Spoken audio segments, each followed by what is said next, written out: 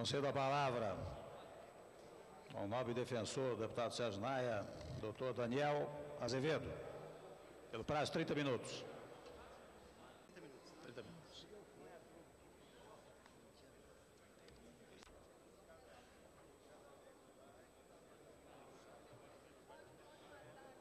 Excelentíssimo senhor deputado federal Michel Temer, eminente e ilustrado presidente da Câmara Federal, excelentíssimos senhores deputados presentes nesta assentada de julgamento, senhores, senhoras, funcionários, jornalistas, também aqui presentes nesta oportunidade.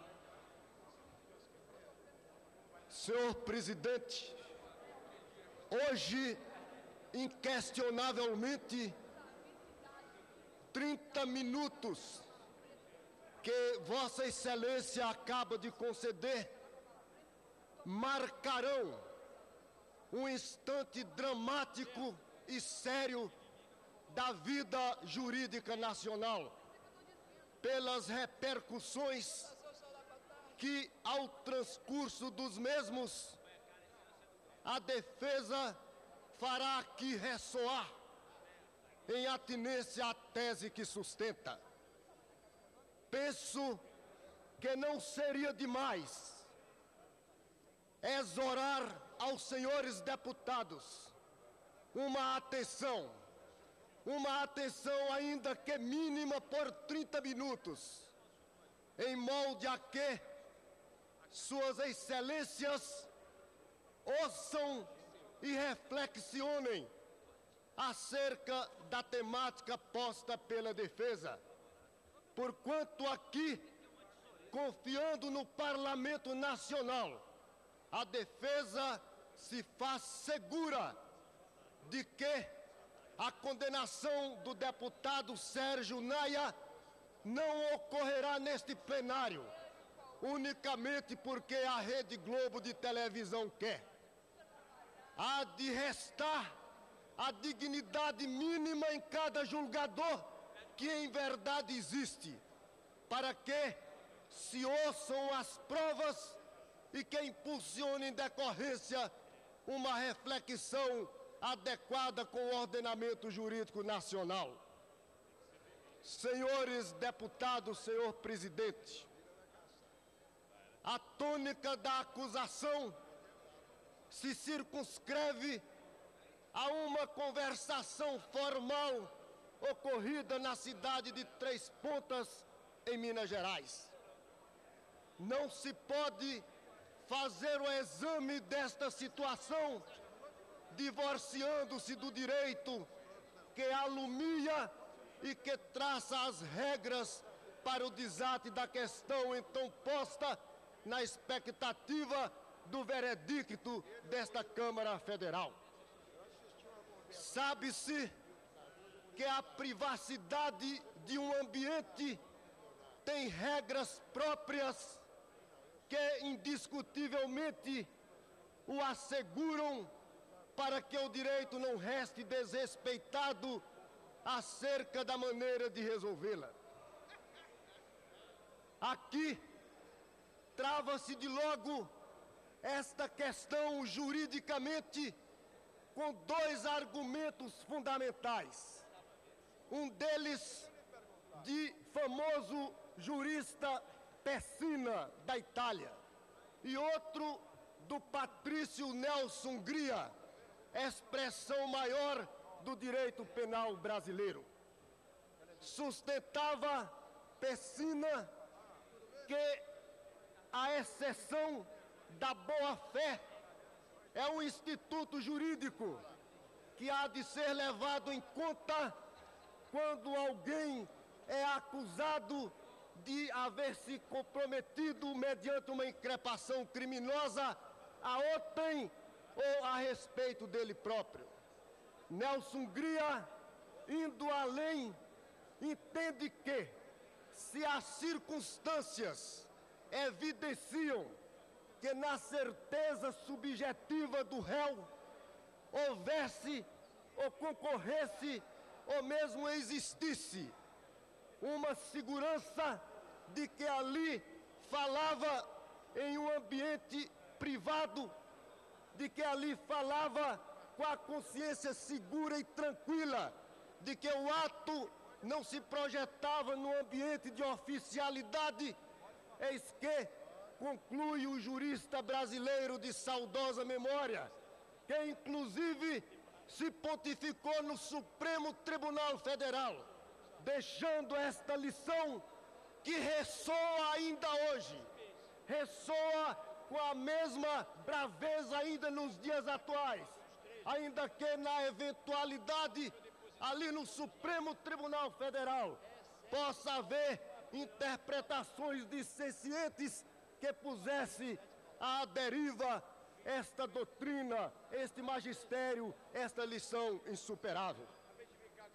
Nelson Gria, senhores deputados, contribuindo para a feitura do Código Penal brasileiro, ainda vigorante, trouxe a esta Casa da Lei as suas argumentações que aqui se corporificaram propriamente neste Código Penal, que dá à defesa do deputado Sérgio Naia a segurança de estar falando na própria fonte onde este direito emergiu. Dizia Nelson Gria a respeito que se estas circunstâncias comprovadamente realizadas no ambiente em que a consciência do deputado, ou a consciência do agente, ou a consciência do réu se perfazia numa situação fática a respeito da qual tenha o deputado, o réu ou o acusado a segurança de que era privada, era nos recônditos de uma situação, era nos arcanos de uma intimidade, esta conversação, eis que aí há de se admitir a inexistência no campo do direito penal, na perspectiva da culpa em sentido lato ou em sentido estrito, há de se admitir aí que inexistiu dolo direto, que inexistiu dolo sequer eventual, no sentido de que houvesse o deputado assumido um risco de, em entoando aquela conversação, gerar como consequência uma certeza de que falava ali no ambiente oficial. Se isso é uma verdade do ponto de vista jurídico penal, senhores parlamentares, é evidente, é inquestionável que na análise técnico-jurídica do crime, crime inexistiu. Eis, pois, a postura da defesa no que concerne a um crime atribuído ao deputado Sérgio Naia, que sequer teve ambiente para soar, onde se pudesse flagrar, onde se pudesse colocar o dedo no ponto e encontrar qualquer fato típico que projetasse a sua culpabilidade. Se é assim, se a respeito dúvida nenhuma existe, então agora vem a perplexidade da defesa, quando a mesa da própria Câmara e o Partido dos Trabalhadores, arguindo duas representações, asseguram que o deputado cometeu falta de decoro parlamentar. Vem de longe, mas de muito longe mesmo, os ensinamentos milenários do direito, aonde na Roma antiga a nossa cultura nacional abeberou os conhecimentos que projetam, que significam, que exteriorizam o direito penal brasileiro na especificidade do caso que ora se examina. Assim sendo, a Casa Legislativa que há de ser o exemplo maior, donde promane a segurança na condução de um trabalho exegético voltado a um veredicto para se cassar ou não o mandato de um deputado. Eis que, senhores parlamentares, é precisamente aí onde falece, onde cai malogrado ao chão qualquer possibilidade de esta mesma Câmara Federal querer, por estes fatos que não constituem crime, os adaptar a uma perspectiva de falta de decoro parlamentar. E sabem por que não, deputados? Exatamente por um motivo firme e incontraditável. Esta casa não tem o figurino legal no qual estejam os supostos crimes praticados aqui na perspectiva ad argumentando de falta de decoro parlamentar. Existe uma resolução, mas uma resolução que não se transformou em lei. Não há aqui o prévio sistema legal. Nós sabemos, todos os que advogados o somos, já nas primícias das nossas formações jurídicas, que não há crime sem lei anterior que o defina. Ora, senhores deputados, vemos com a segurança básica de que sequer existe um código de ética, como é possível, então, imprimir condenatoriedade a este deputado, só porque a Rede Globo de televisão quer? Se assim fosse, deveria a Rede Globo colaborar, fazendo aqui chegar a fita aonde um cinegrafista que aqui prestou depoimento disse à nação inteira, através do sistema de televisão, que esta fita porta cortes secos, que esta fita carreia montagens. Ninguém de sã consciência pode elaborar uma acusação quando este aspecto permanece anuviado, plumbeado numa noite escura, onde os verdadeiros legisladores e intérpretes da lei hão de ter a coragem de adentrar por este abismo, por este cipoal indeciso e dizer: não condenaremos, porque não existe código de ética para que se pudesse fazer a adequação. Não condenaremos porquanto as condutas ocorridas no ambiente privado, elas evidenciam situações aonde não se pode chegar conceituado a noção de dolo sequer eventual, ou mesmo de culpa no sentido estrito, por imperícia, negligência, ou algo semelhante. Senhores deputados, inquestionavelmente, não se pode pretender uma acusação nestes moldes. Bati ontem à porta do Supremo Tribunal Federal, evidenciando a impossibilidade de este julgamento hoje se realizar pela manifesta ocorrência de cerceamento de prova. Vejam bem que aqui, ao começar dos trabalhos, quando Sua Excelência, o eminente deputado Marconi Perillo, lia o seu relatório, eu ali tive a impressão de que ele encarnava a figura do verdugo, caminhando a levar o deputado Sérgio Naia ao cadafalso.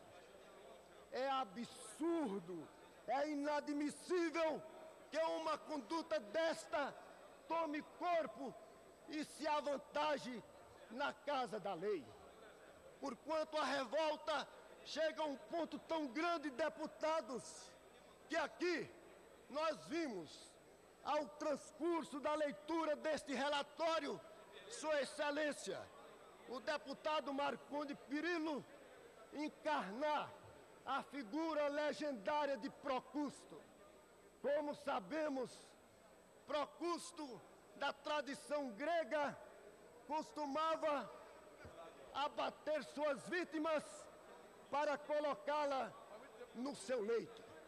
Se a vítima era de uma extensão de 1,5 m ou 2 metros, e o leito de Procusto tinha a extensividade apenas de 1, eis que ele cortava os membros desta vítima e os emendava para que a dimensão da cama fosse preenchida.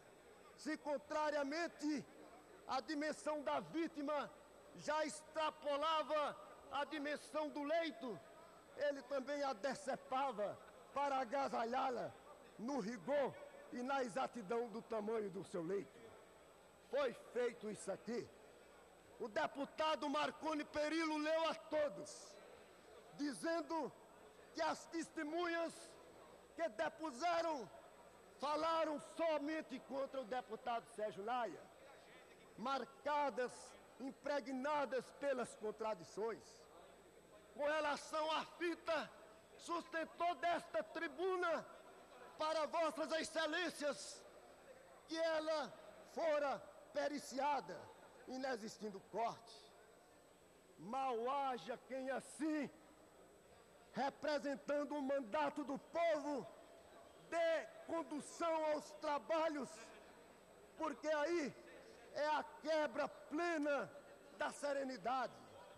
Um relator não é um verdugo.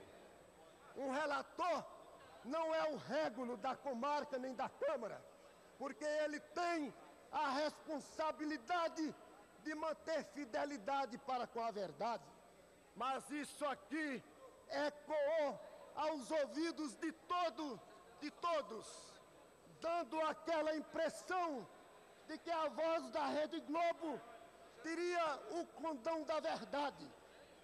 Queremos condenar e vamos condenar, mas eu ficarei com a voz da lei, eu ficarei com a voz do ordenamento jurídico, porquanto sem prova, porquanto sem amplitude da prova, não se pode condenar.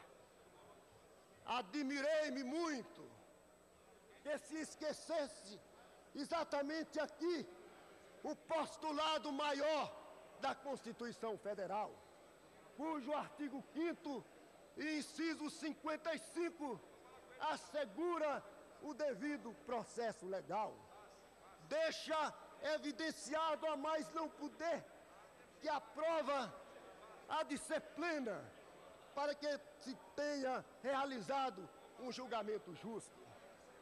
Eu saí dos meus ensinamentos da Bahia e fui até São Paulo, talvez já com aquela responsabilidade de trazer aqui aos nobres deputados José Genuíno e Luiz Eduardo Greenhalgh, e mesmo ao nobre deputado Chico Vigilante, aqui presente, de quem fui eleitor nas últimas eleições, para que eles, como representantes deste partido maravilhoso, saibam que lá em São Paulo, o jurista Celso Ribeiro Bastos assegurou na sua obra de direito constitucional que não basta que se dê ao réu a oportunidade apenas de negar a acusação que lhe é feita. Mas a comissão agiu exatamente assim.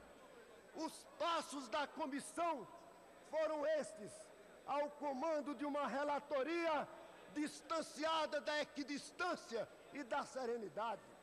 Porquanto, se existe um cinegrafista que depõe perante esta mesma comissão e assegura, a mais não poder, que em se trazendo a fita, exatamente, e dá origem às acusações, poderia ele demonstrar, com toda a firmeza técnica de um cinegrafista, que ali houve montagens, que aquelas acusações contra o deputado Sérgio Naia não procedem. Por que não desabrir esta chance para que a comissão visse Podem, deputados, eu lhes pergunto, na angústia de quem faz uma defesa desigual, de quem sempre foi obstaculizado pelos que apuravam estas acusações, eu lhes pergunto, até com esta ira santa, mas eu lhes pergunto, pode haver cerceamento de defesa maior do que este? Pode haver cerceamento de defesa maior do que naquele episódio relativo à testemunha Wanda Carneiro, que o Supremo Tribunal manda que seja ouvida, que o deputado Marconi Perillo assegura que o Código Penal não disciplina supletivamente e que depois, numa liminar concedida, o mesmo ministro Ilmar Galvão, do Supremo Tribunal Federal, este mesmo ilustre ministro, sustenta que a autoridade coatora ou impetrada, no caso, o deputado Marconi Perillo, tem a obrigação de usar constritividade para que esta testemunha viesse. A digladiação entre ambos terminou com a afirmativa do ministro do Supremo Tribunal Federal, porquanto o último juiz é o juiz do Supremo. E o deputado, e eu quero escancarar à nação inteira este pecado, este crime de se tecer aqui no âmbito desta casa o desrespeito à Constituição Federal que esta mesma casa elaborou. Foi, Sua Excelência, o deputado Marconi Perillo, e disse ao eminente ministro Ilmar Galvão, no seu gabinete, acompanhado de outros parlamentares, inclusive o deputado Genuíno, ele fez a afirmativa de que a instrução já houvera encerrado. Isso é uma inverdade. E eu, no meu patriotismo de brasileiro, me levanto contra isso e trago à nação e aos parlamentares esta verdade, porque não estava encerrada.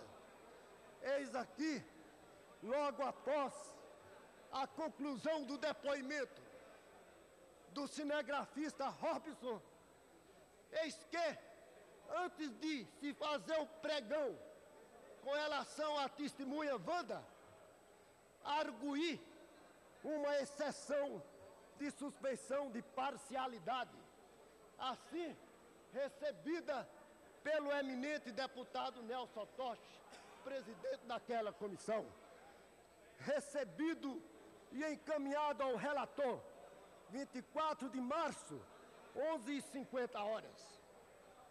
Se isso é uma verdade, a instrução não se encerrou naquele instante, porquanto todos sabem, inteligente inclusive como é o nobre relator Marconi Perillo, embora até aqui apenas acadêmico de direito, mas por sua inteligência demonstrada em outros instantes, ele há de saber, quer pelo Código de Processo Penal, quer pelo Código de Processo Civil, quando se interpõe uma exceção de suspeição de parcialidade, o primeiro passo que existe é a suspensão do processo. Os juristas nacionais asseguram isso ao longo dos tempos. Então, aquela afirmativa inverossímil significava a corporificação maior do cerceamento de defesa. Cerceamento de defesa este que vai hoje aqui sendo posto aos senhores deputados como uma base, como um broquel, como um fundamento para que, na hora do veredicto secreto, os deputados, os parlamentares que mantiverem fidelidade para com as bases que os elegem, possam dizer não, a fim de que a serenidade, a fim de que a amplitude de defesa possa ter sido respeitada. Eu ouvi a nobre deputada Marta Suplicy assegurar, instantes antes, ao que entramos nesta Assembleia, que se não caçar o deputado Sérgio Naia, teriam os deputados dificuldades até de andarem pelas ruas. 1000 vezes não, nobre deputada. Aprendi com esta ilustre deputada e com seu ilustre cônjuge, Eduardo Suplicy, que a seriedade há de ser sempre uma bandeira dos que representam a vontade do povo. Vossa Excelência, aliás, Sua Excelência, ou Suas Excelências, que hão de estar me ouvindo, deverão concluir que a vergonha maior, a insustentabilidade mais plena, é se condenar o deputado Sérgio Naia sem lhe haver sido concedida a oportunidade na amplitude de sua defesa. Muito mais, mas muito mais mesmo do que assodados, como que numa situação incomum, incurial, uma situação simbiótica, estas 4 mãos justas deste casal petista se projetarem e, consciente ou inconscientemente, se darem braços à TV Globo para caçar, só porque a TV Globo quer que caça. Peço licença a Vossa Excelência para prorrogar a sessão por 1 hora. Continua Vossa Excelência com a palavra. Senhor presidente, pergunta a Vossa Excelência de quantos minutos a defesa ainda dispõe. Vossa Excelência ainda tem 3 minutos e 7 segundos. 3 minutos e 7 Exatamente. segundos. Pergunta a Vossa Excelência se há possibilidade de uma prorrogação dentro do regimento da casa ou não. Eu dei ao senhor relator o prazo de 30 minutos, mas como o nobre deputado Sérgio Naia não usou todo o seu tempo, Vossa Excelência poderá ter uma prorrogação de 5 minutos. Então, 8 minutos. Pois não. Senhor presidente, senhores deputados, aqui resultou evidenciado que uma das acusações levantadas, a de que poderia o deputado ter ligações como parlamentar com contratos perante empresas públicas, isso resultou evidenciado que inexiste conforme a documentação apresentada. Em outro ponto também, no que se pertinia à queda do Palace 2, já hoje este assunto é pacificado, no sentido de que o responsável técnico da obra não era o parlamentar. E na perspectiva desdobrada das apurações, eis que se comprovou hoje que o erro de cálculo teria sido ou foi a causa do desabamento, aonde também não apanha em qualquer aspecto de culpabilidade o deputado parlamentar ora defendente. Assim, restam os aspectos sobre a conversa privada em 3 pontas. A defesa sustentou sempre que a inteireza daquelas gravações evidenciariam a inculpabilidade do deputado Sérgio Naia. A comissão não quis. A relatoria refugou.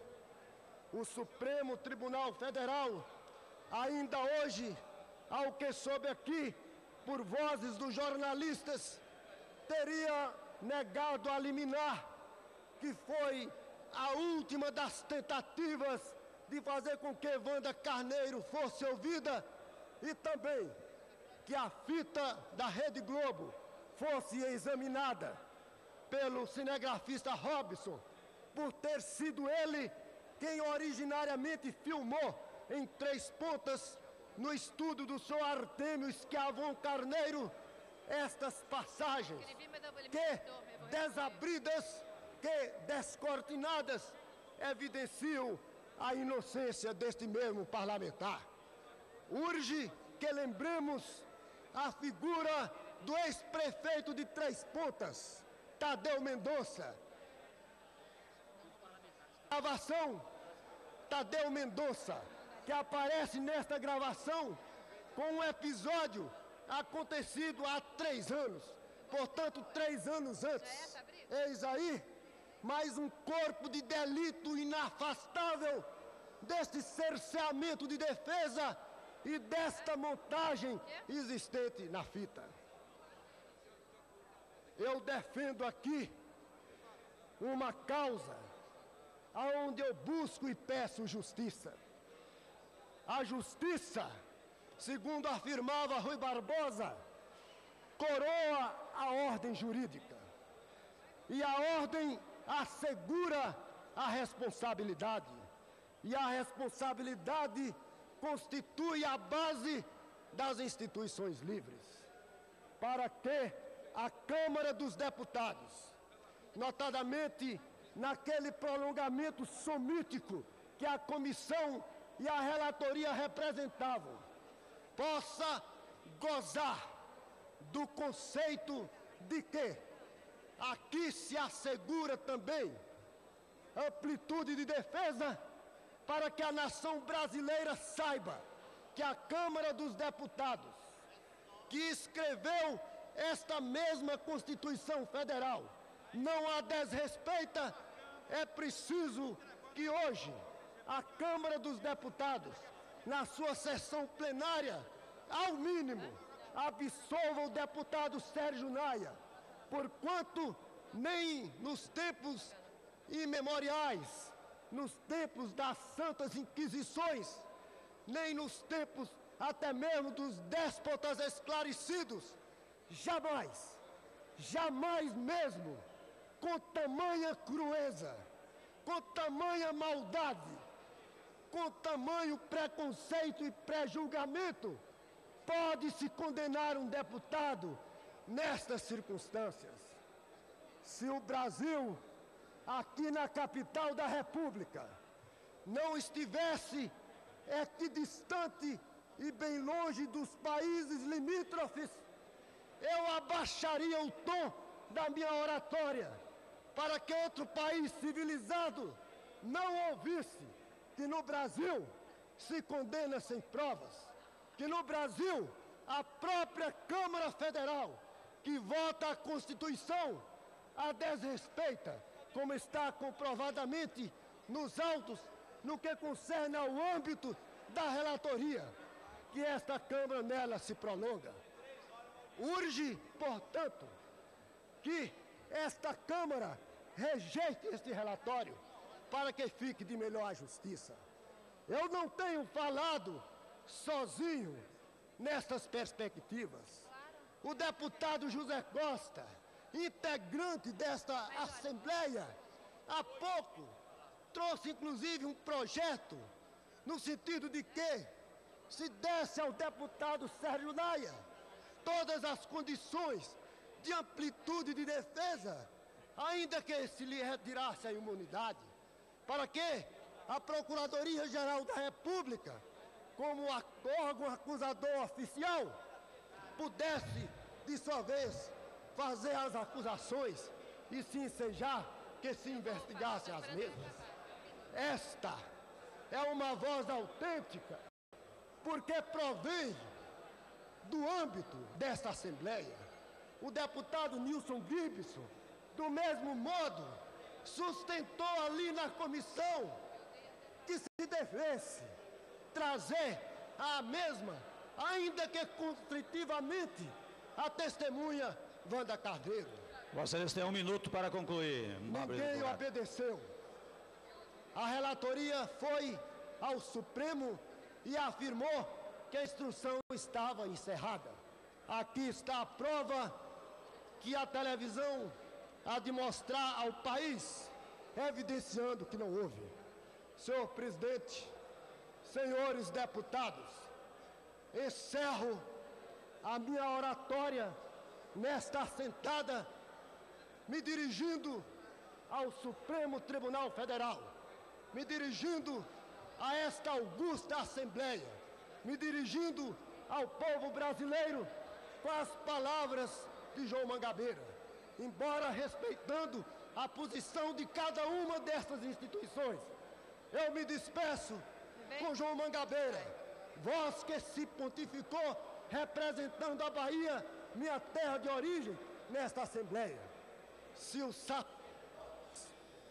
os sacerdotes da justiça desertarem dos seus altares, eu não cometerei nunca a injustiça de deixá-la desabrigada. Muito obrigado, senhor presidente. Senhor presidente, a palavra. De acordo com o artigo 74, inciso 7º, eu fui citada no discurso do nobre advogado e gostaria de ter oportunidade de fazer uma reflexão.